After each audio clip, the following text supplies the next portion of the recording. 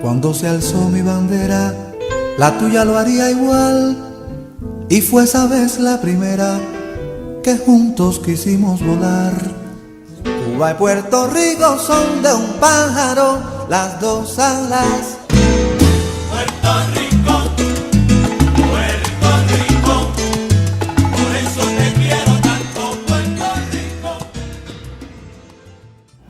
Saludos a todo el pueblo cubano que hoy nos sintoniza. Mi nombre es Solimar Ortiz Jusino en un segmento más de Puerto Rico. Somos Caribe.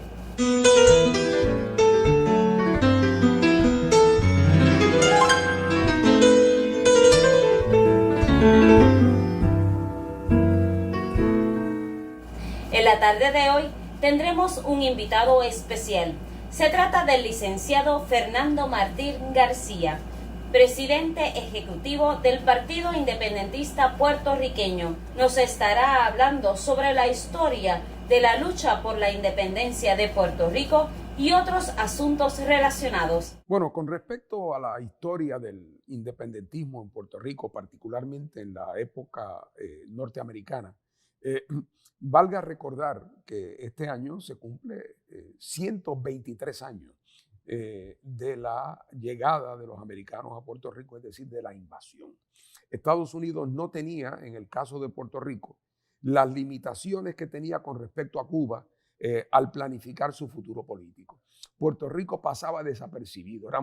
éramos actor de reparto en ese proceso, el actor estelar realmente era Cuba. No pasa mucho tiempo en lo que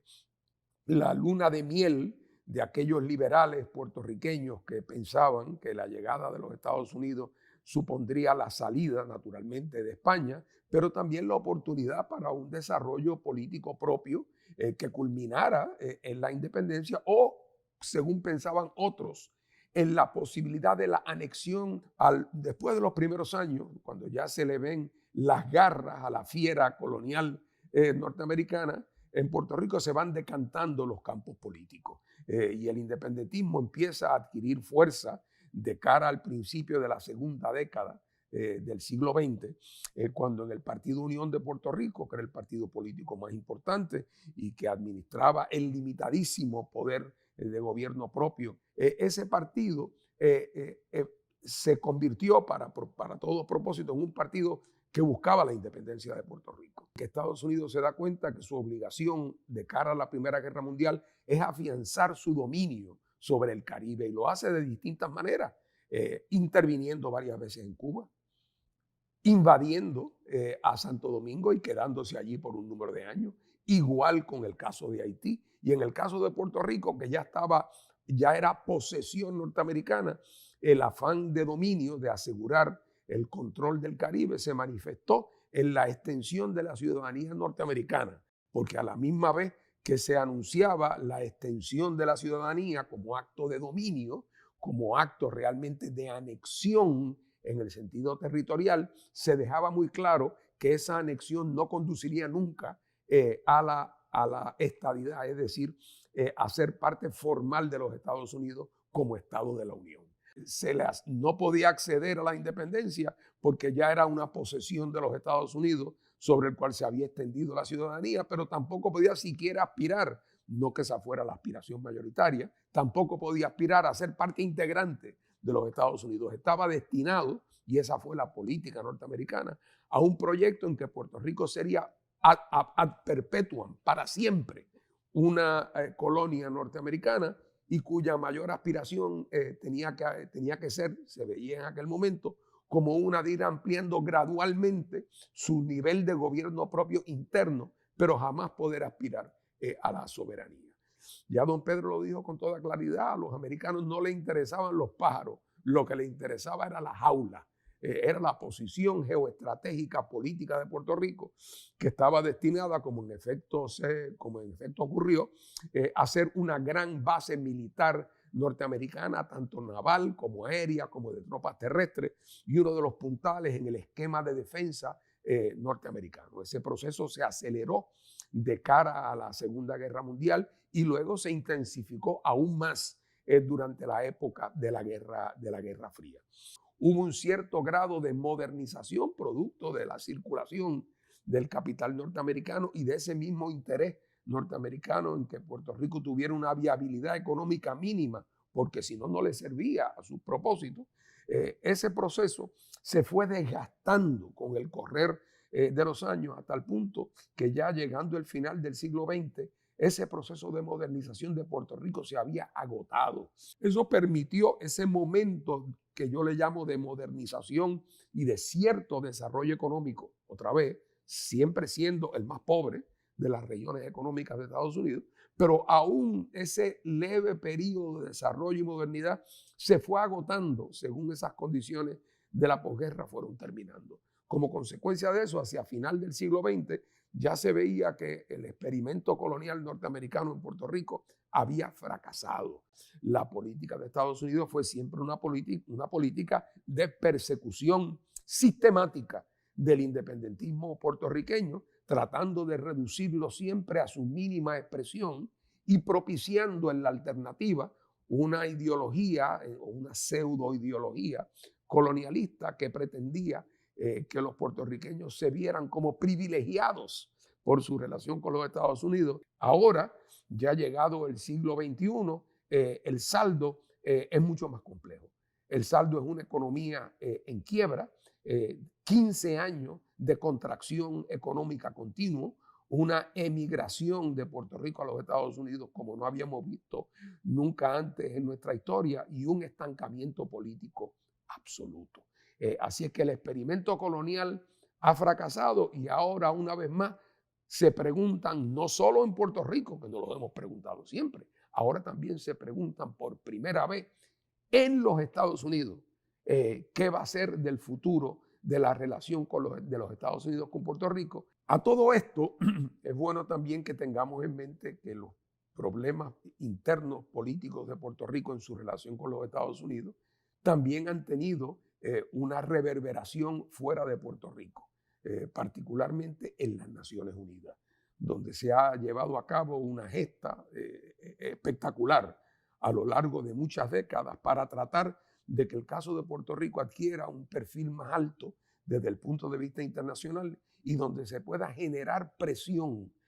contra los Estados Unidos para que estos se vean obligados a atender el reclamo de descolonización de Puerto Rico. Después de la fundación de la ONU se creó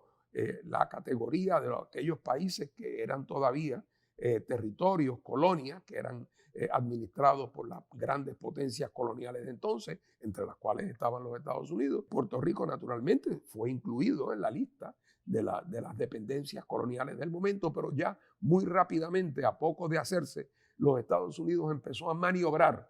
para tratar de conseguir sacar a Puerto Rico de la lista de los países coloniales con el objetivo no solamente de limpiarse la cara ante la comunidad internacional y quitarse de encima el estigma de ser una potencia colonial, sino también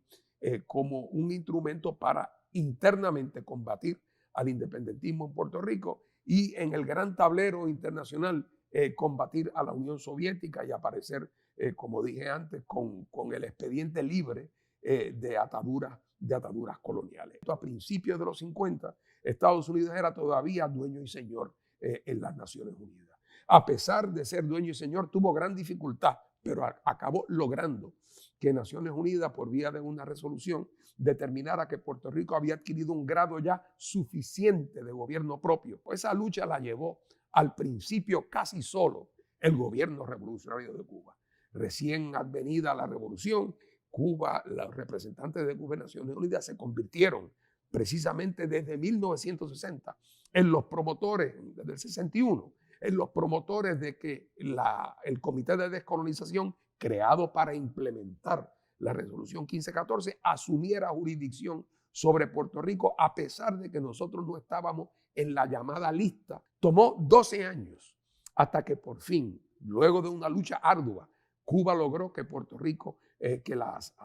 Comité de Descolonización adoptara una resolución asumiendo jurisdicción sobre Puerto Rico. Un gran triunfo diplomático de Cuba y un apoyo espectacular para la lucha por la independencia de Puerto Rico. La resolución de Naciones Unidas contiene un llamado, una exhortación a que la Asamblea General, no ya el comité, donde el voto es unánime, a que la Asamblea General examine el caso de Puerto Rico en todos sus aspectos y se pronuncie sobre el mismo. Ese es el próximo paso a dar en Naciones Unidas, que ya no sea meramente el Comité de Descolonización, sino que sea la Asamblea General misma en su totalidad la que apruebe una resolución. Eso obviamente requiere artillería pesada, que tendría que ser una iniciativa de toda la América Latina más allá de líneas ideológicas. Esto tendría que ser como en un momento dado fue el requerimiento de que las Malvinas deben ser argentinas, o el reconocimiento en América Latina de que el canal debería revertir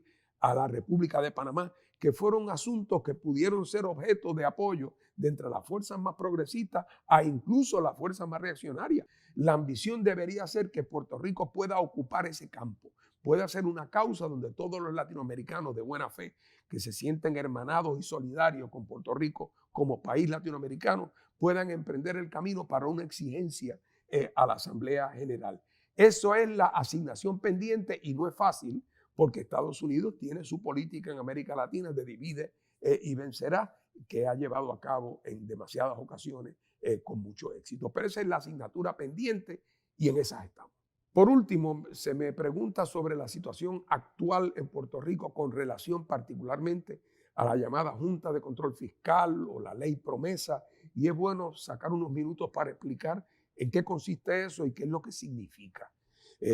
Como resultado de lo que ha pasado en Puerto Rico en los últimos 20 años, aunque digo es un resultado acumulativo de todo este siglo de fracaso colonial, un Puerto Rico que se endeudó masivamente sin capacidad efectiva de repago y que tuvo que hacerlo para suplir que el proceso y el ritmo de desarrollo puertorriqueño había colapsado hacia finales del siglo XX y se pretendió suplir la necesidad del circulante y de obra pública para atender las necesidades básicas. El país se vio abocado a una política de endeudamiento,